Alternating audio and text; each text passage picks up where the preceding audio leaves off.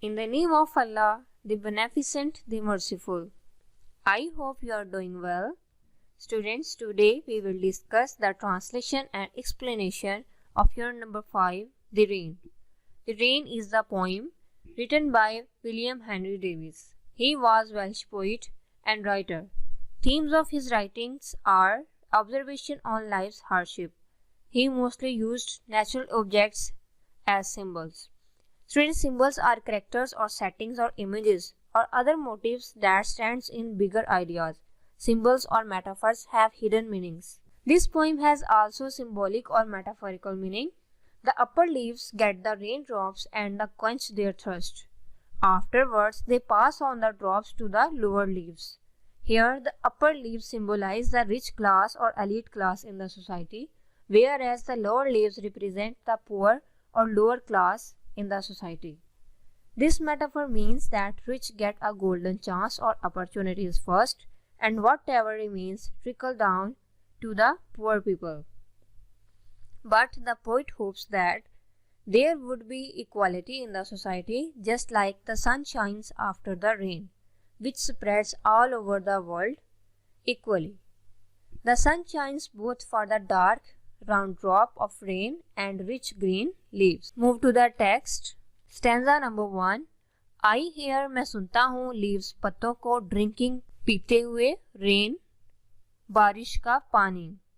Here drinking rain is the personification. Personification is a literary device giving a human characteristics to the non-living or non-human things. So drinking is the characteristics of a person or living things that is given to the leaves of the trees. I hear leaves drinking rain. मैं पत्तों को बारिश का पानी पीते हुए सुनता हूँ. I hear rich leaves on top.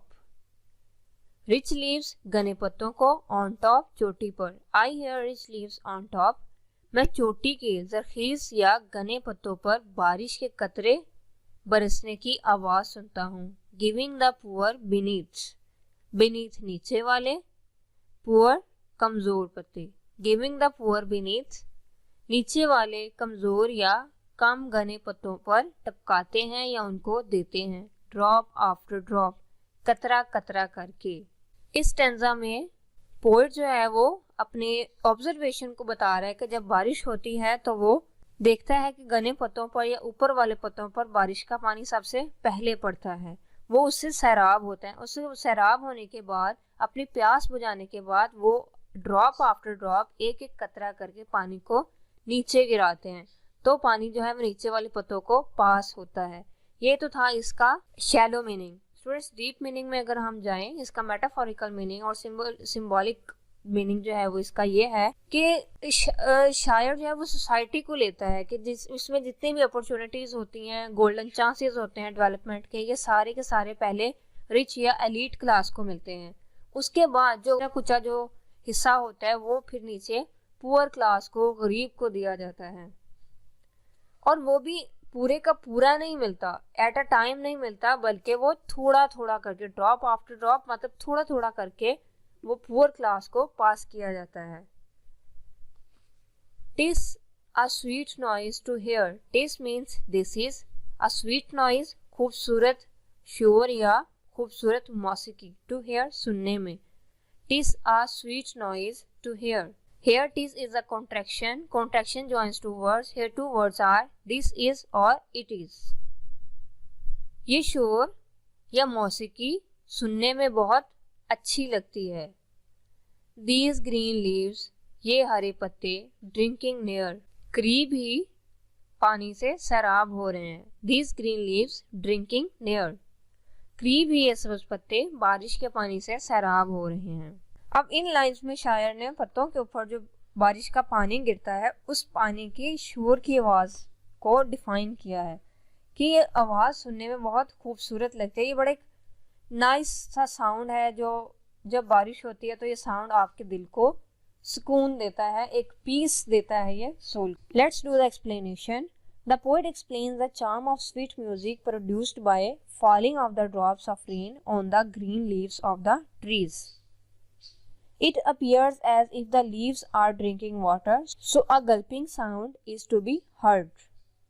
The leaves on the tree top, receiving the rich drops of the rain, shift their wetness to the leaves growing on the beneath, slowly and gradually.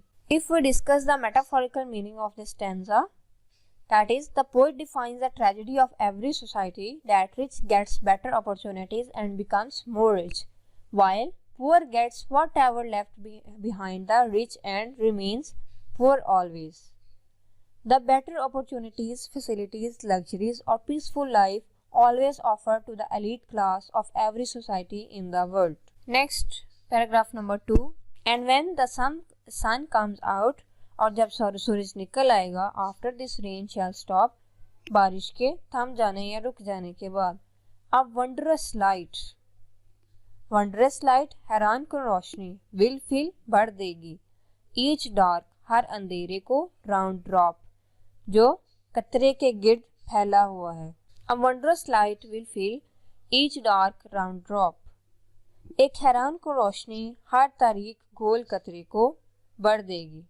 I hope, मैं उम्मीद करता हूँ, the sun shines bright, सूरज खूब चमकेगा. It will B, ये होगा, अ lovely site, खूबसूरत मंजर या दिलकश मंजर, दिल को लुभा लेने वाला मंजर. I hope the sun shines bright, it will be a lovely sight. मैं उम्मीद करता हूँ कि सूरज खूब चमकेगा, ये एक दिलकश मंजर होगा.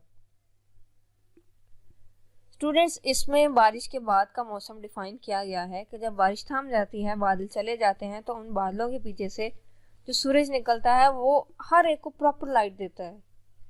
बारिश का तो होता है ना, वो रिच लीव्स पे पहले पड़ती है और वो रिच लीव्स बाद में उसको पुअर लीव्स की तरफ पास करते हैं ड्रॉप बाय ड्रॉप. बट जब सूरज चमकता है तो उसकी रोशनी इक्वली हर एक पत्ते पर, हर एक कतरे पर, हर एक डार्कनेस को ब्राइट करने वाली होती है. और ये साइड जो होती है ये दिन को खूब चमका देती है, एक रोशन और ज़्यादा ब्राइट बना देती है. अगर हम इसका मेटाफोरिकल मीनिंग देखें तो यहाँ पे सूरज को एक इक्वालिटी से, एक जस्टिस से तशबीह दी गई है. इक्वालिटी का जब सूरज निकलेगा, यानी इक्वालिटी और जस्टिस जब होगा, तो सब लोगों को बराबर की अपॉर्चुनिटीज मिलेंगी और फिर ये देखने में अच्छा लगेगा कि पुअर जो है वो पुअर नहीं रहेगा और जो रिच है वो मोर रिच नहीं होगा. Let's do the explanation of this stanza. The atmosphere to be enjoyed by the people when the rain stops. When the sun starts shining, it brightens each and every drop of rain still resting on the green leaves of the trees. The rays of the sun also brighten the hearts of people and they start enjoying this lovely scene of nature. If we see the metaphorical meaning, it may be there is a light after every dark night. Every problem has a solution. So the poet hopes that one day this unjust treatment ends and the sun of equality and justice will arise. The problems and issues of poor people will be erased and they will be filled with blessing. Students, this is our translation and the explanation of this poem.